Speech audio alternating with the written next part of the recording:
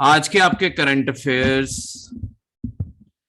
19 जन 2022 के सबसे पहला करंट अफेयर है स्मॉग के बारे।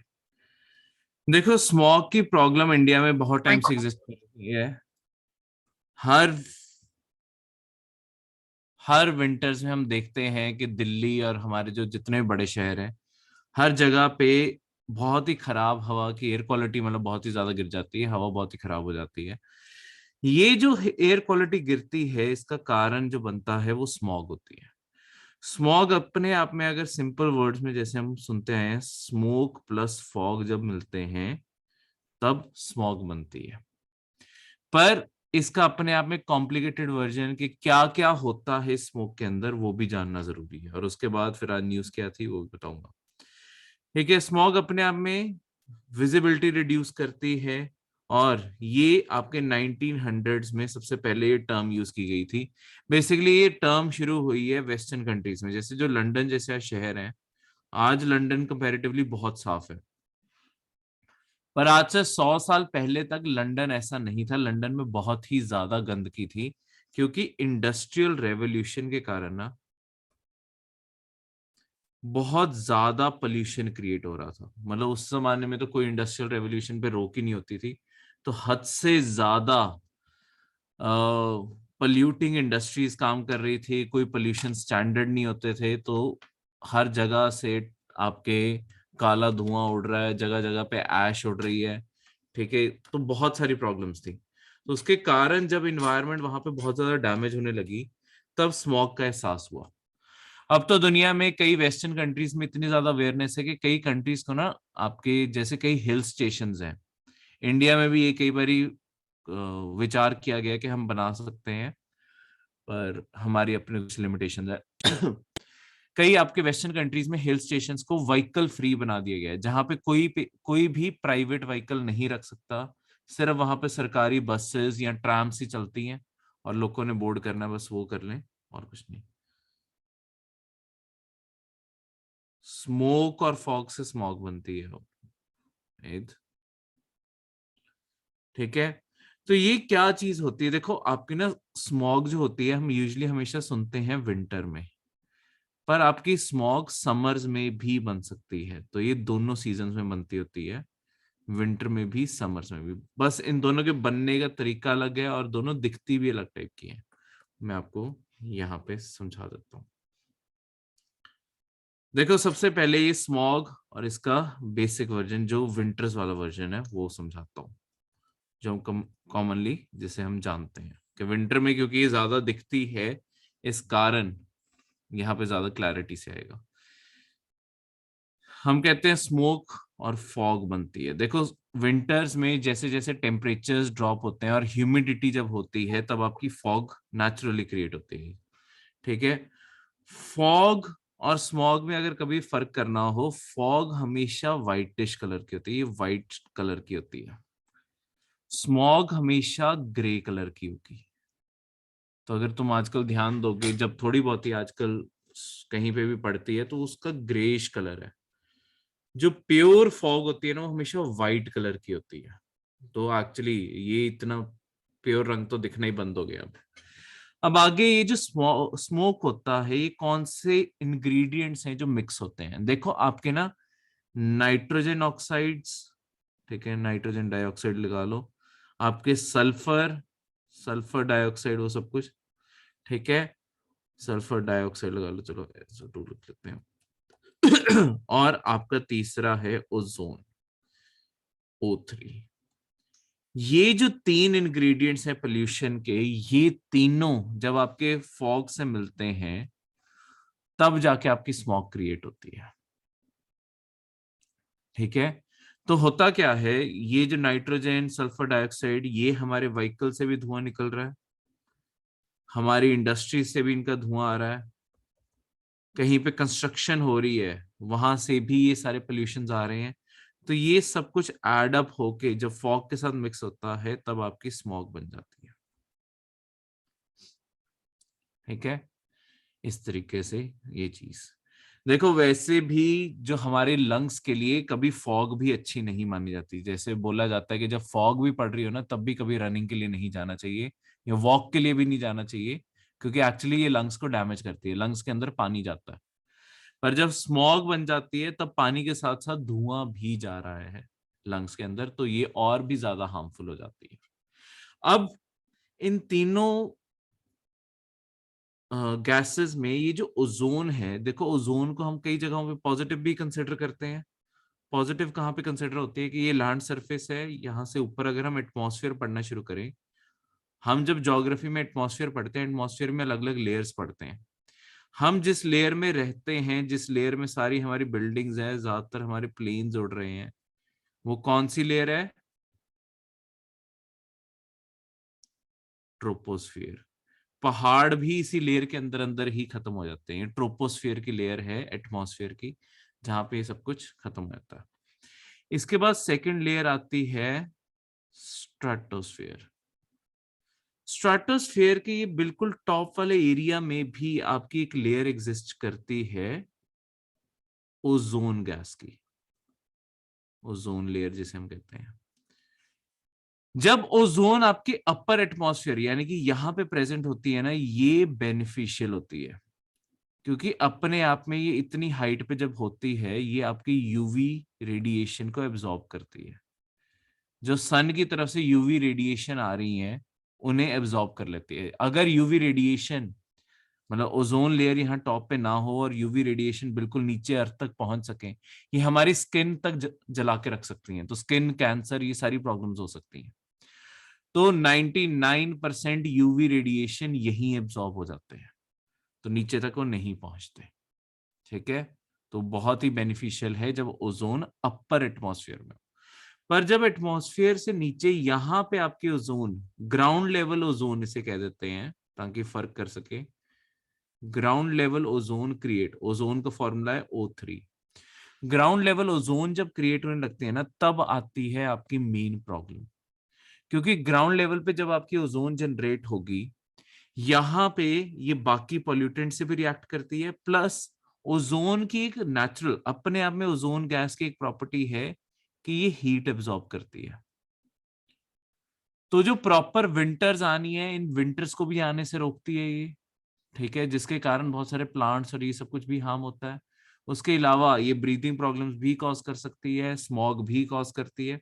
तो नीचे इसका बनना हार्मफुल होता है, पर अगर हाइट पे बने, मतलब ये स्ट्रेटोस्फीयर में अगर ये लेयर एग्जिस्ट करे, वो हमारे लिए बेनिफिशियल है। ठीक है, तो इस तरीके से ये चीज क्लियर है। तो यही सारी चीजें स्मॉग बारे समझाया हुआ है।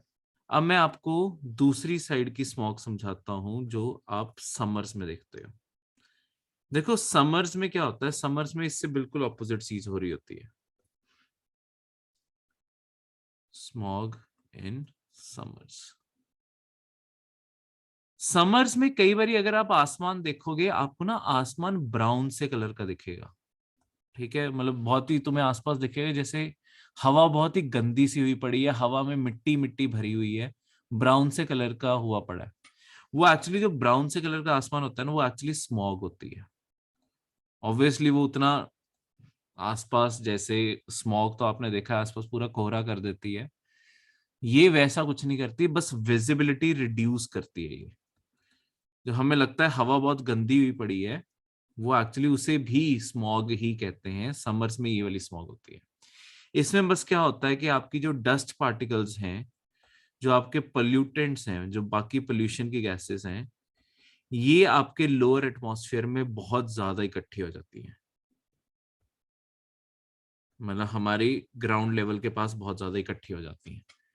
ठीक है, इनके इकट्ठे होने का कारण होता है क्योंकि समर्स में जो सन होता है, सन की ब्राइटनेस के कारण आपकी ये सारी की सारी चीजें जो है ये आपस में रिएक्ट करती रहती हैं, इसे फोटोकेमिकल कह देते हैं।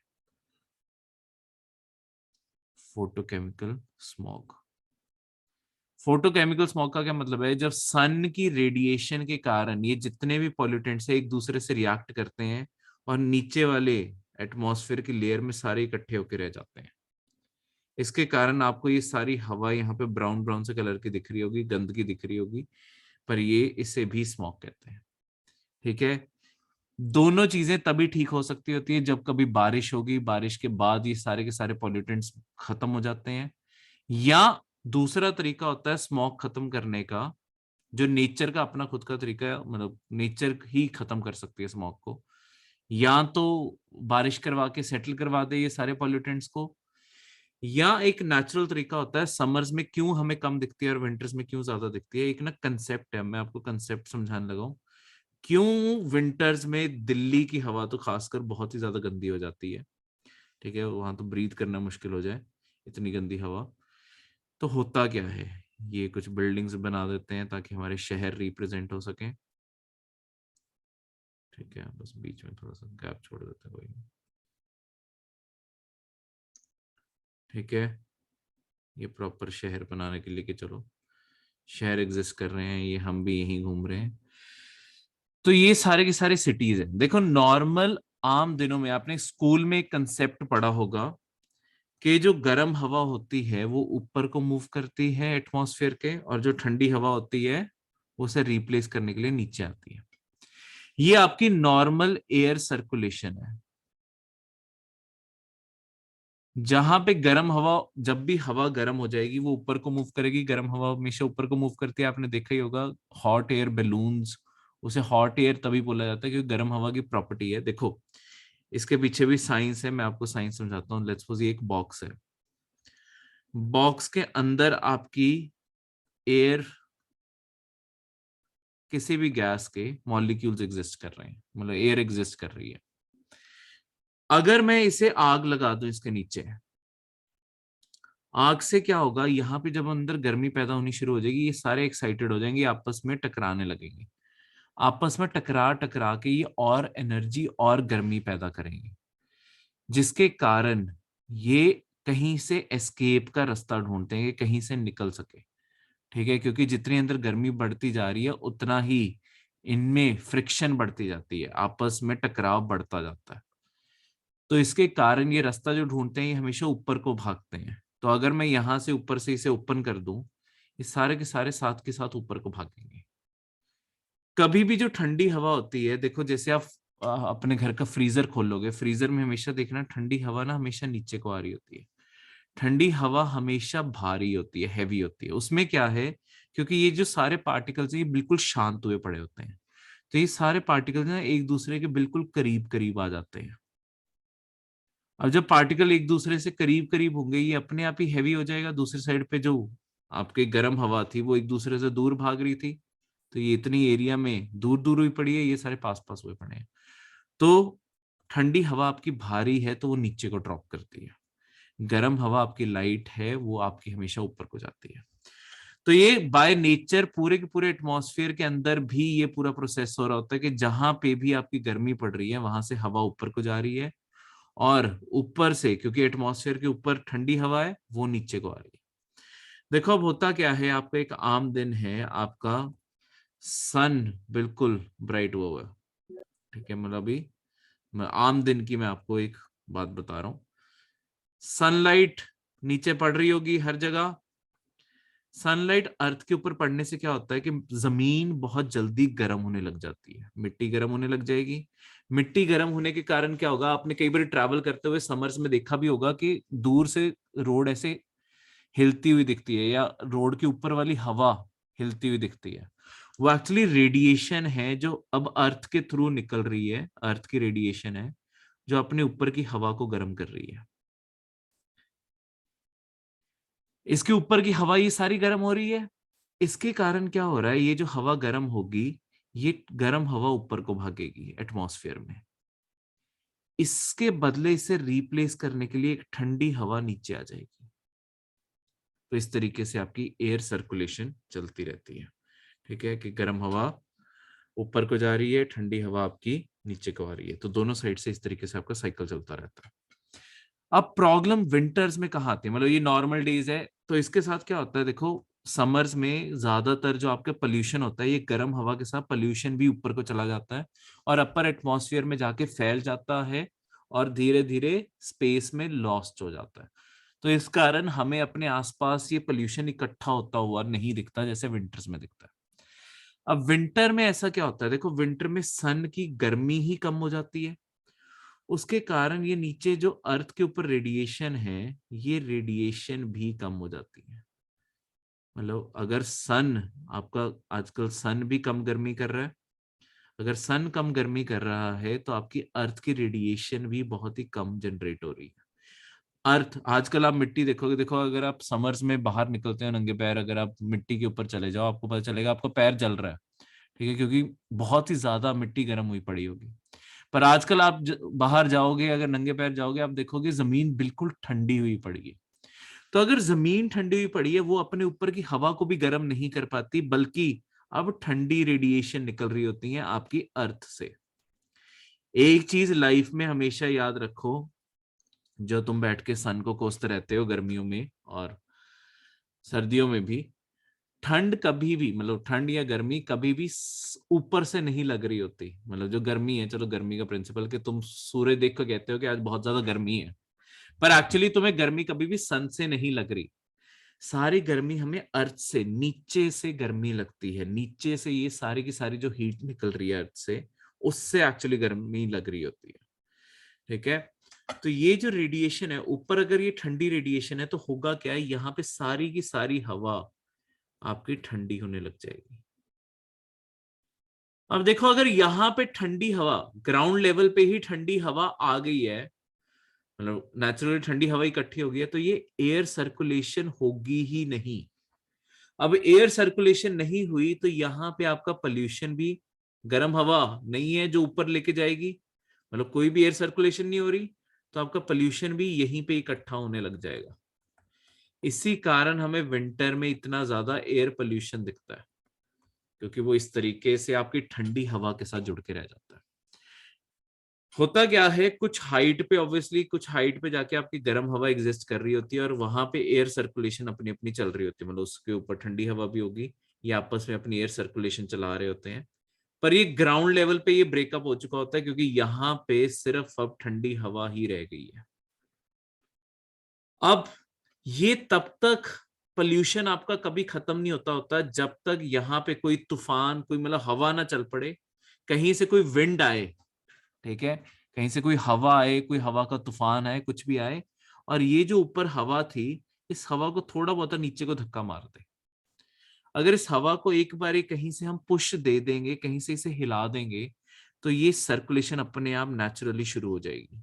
और अगर ये सर्कुलेशन नेचुरली शुरू हो जाती है, ये सारा का सारा पोल्यूशन भी ऊपर को उड़ जाएगा और हमारे शहर साफ हो जाएंगे।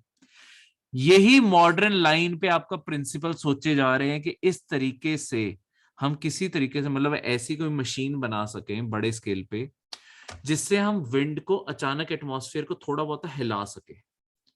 अगर हम एटमॉस्फेयर को थोड़ा बहुत हिला देंगे, अगर ये हवा हिलगी, घूमनी शुरू होगी, तो आपके अपने आप सारा के सारा जितना पोल्यूशन है, ये सारा का सारा वॉश आउट हो जाएगा और हमें कोई भी दिक्कत रहेगी ही नहीं, ठीक है। पर उसके लिए सबसे ज्यादा जरूरी है कि आपका, सर अभी जो आपने डायग्राम बनाया जिसमें थोड़े अपर एटमॉस्फेयर पे रेड मतलब हीटेड एयर थी, वो कैसे थी? देखो कहीं ना कहीं तो एटमॉस्फेयर खुद भी तो गर्मी होल्ड करता ही है। ये सिर्फ इस चीज को रिप्रेजेंट करने के लिए कि एटमॉस्फेयर में कोई ना कोई लेयर तो थोड़ी बहुत ही गर्म हुई पड़ी होती है, मतलब ऑब्वियसली इतनी गर्म नहीं हुई होगी कि ऐसा नहीं होगा कि 25 डिग्री के करीब भी टेम्परेचर हो, मतलब इसका टेम्परेचर भी 15 को डिग्री होगा। पर ये नीचे की हवा तो आपकी 10 डिग्री पे घूम रही होगी, इसके कंपैरिजन में तो ये गर्म ही है ना।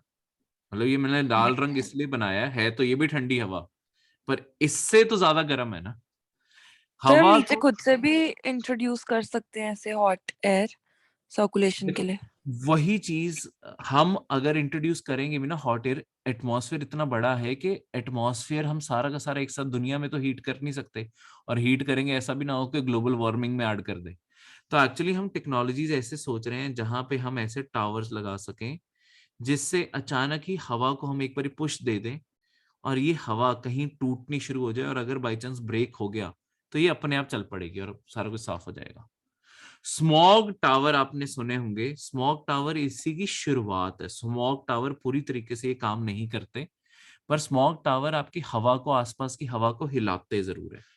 स्मॉग टावर अपने आप में क्या है, स्मॉग टावर अपने आप में इस टाइम जो काम कर पा रहे हैं वो ये है कि जैसे वो आते नहीं है रूम में रखने के लिए एयर प्यूरिफायर, एयर प्यूरिफायर का एक बड़ा वर्जन लगा लो जो अपने आसपास की पूरी लोकेलिटी की हवा को साफ कर सके।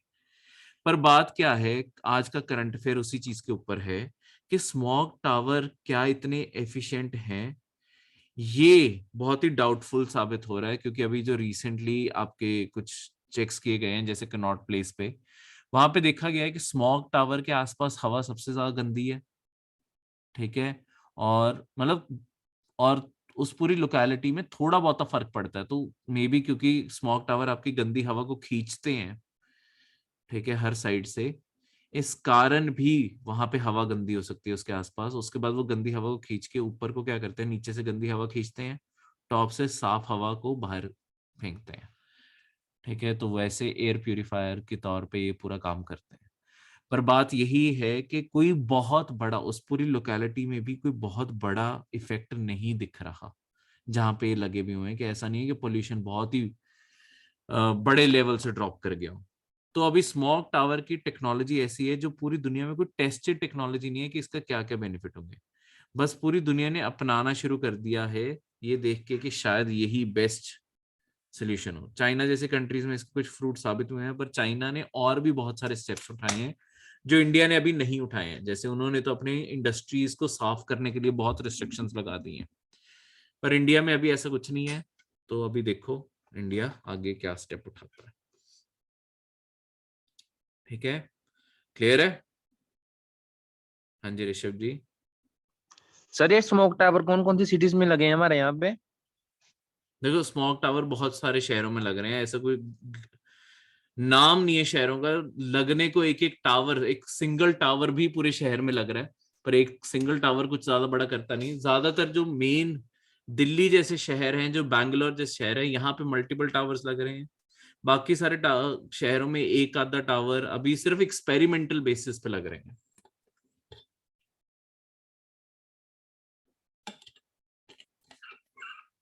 ठीक है, क्योंकि एक एक टावर को लगाने के लिए लाखों लग जाते हैं, उसके बाद उसे मेंटेनेंस का लाखों का खर्चा है। तो इसलिए हर शहर नहीं लगा रहा अभी। अगर ये टेक्नोलॉजी पॉजिटिव साबित होती है फिर जाके हर कोई लगाना शुरू करेंगे।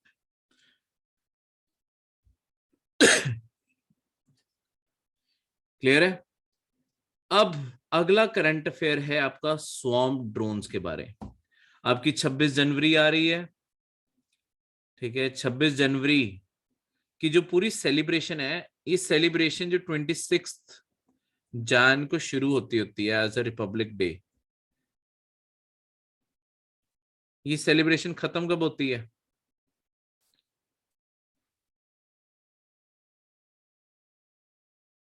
हाँ जी, अगर किसी को पता हो, नहीं तो इस साल मैं आपको इनकरेज करूंगा ये चीज देखने के लिए।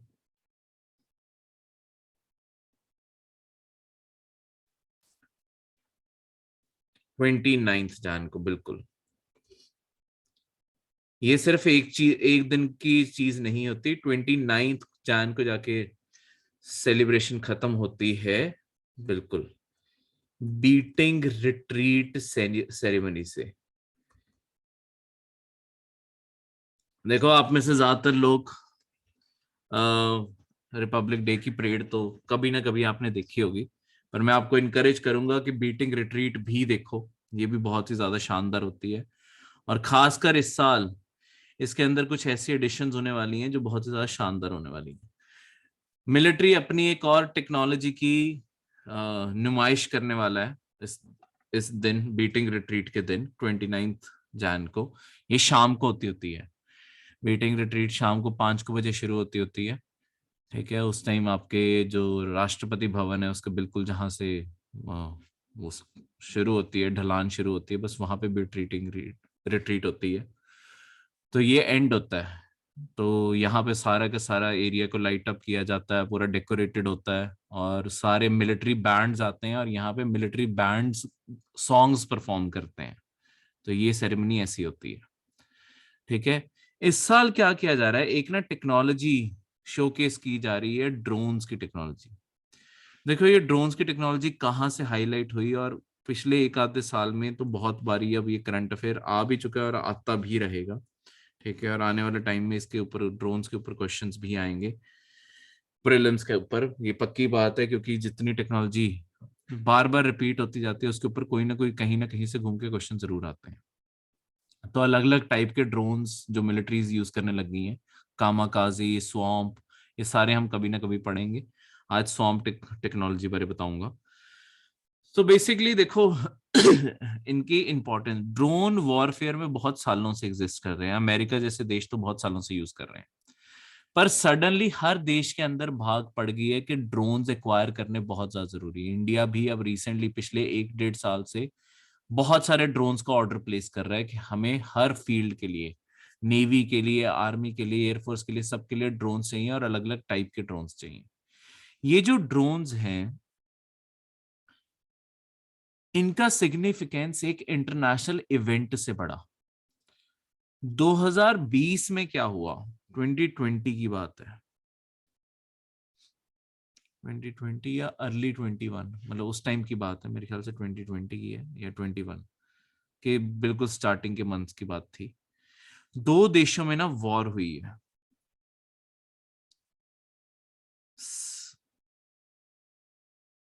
अर्मेनिया और उसका पड़ोसी अजरबैजान।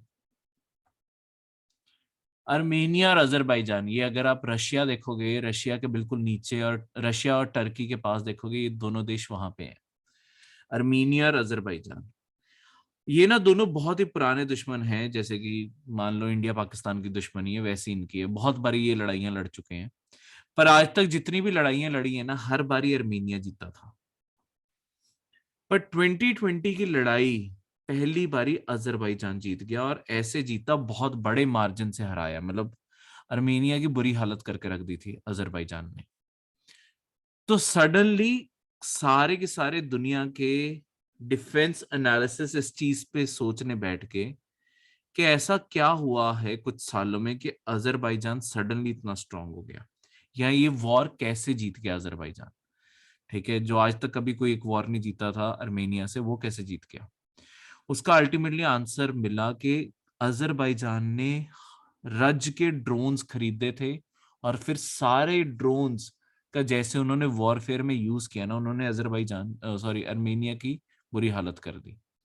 उन्होंने सारे ड्रोन्स का यूज किया है, हर टाइप के ड्रोन्स खरीदे थे उन्होंने, सर्वेलेंस से लेके अटैक से लेके, अटैक में भी कामाकाजी से लेके अलग अलग टाइप के ड्रोन्स आते हैं, वो सारे के सारे। तो ये जो आपकी चीजें हैं, इसी में से आता है आपका एक टाइप ऑफ ड्रोन जो आज का है हमारा, स्वॉम्प ड्रोन। स्वॉम्प क्या होता है वैसे, कभी आपने सुना हो स्वॉम्प वर्ड,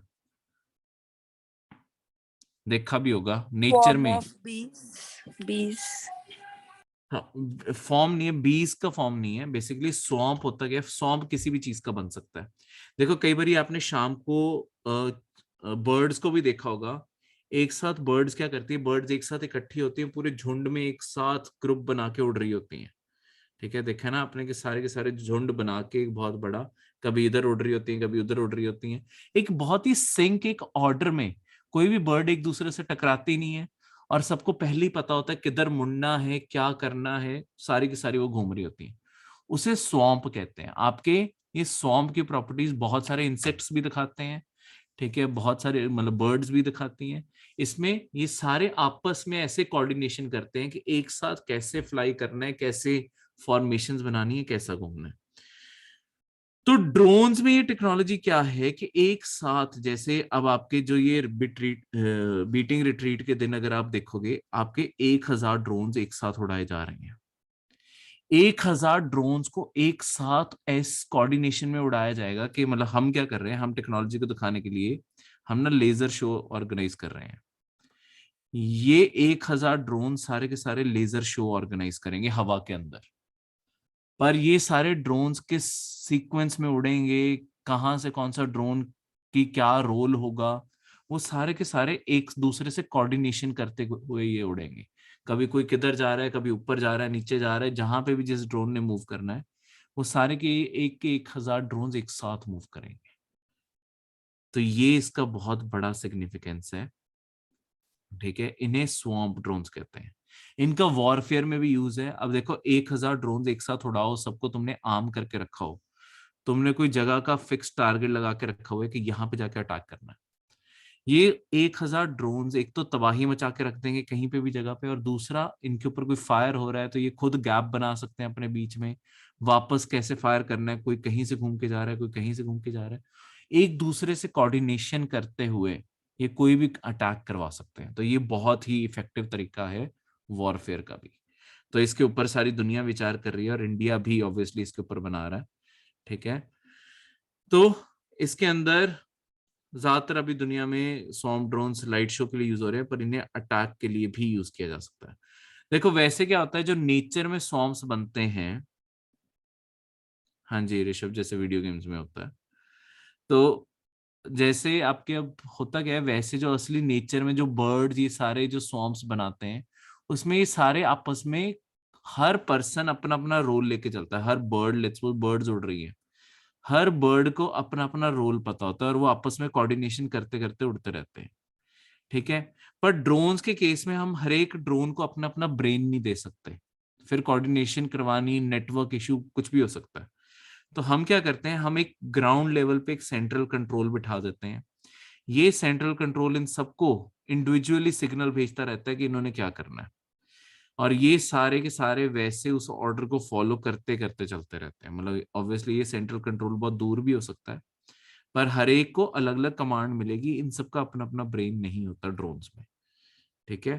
तो इस तरीके से आपके ड्रोन उड़ते हैं, बस इन्हें डिक्टेशन दी जाती है जो बहुत ही कॉम्प्लिकेटेड होती है, और इस तरीके से ये सारे के सारे फ्लाई करते रहते हैं। क्लियर है? कोई भी डाउट?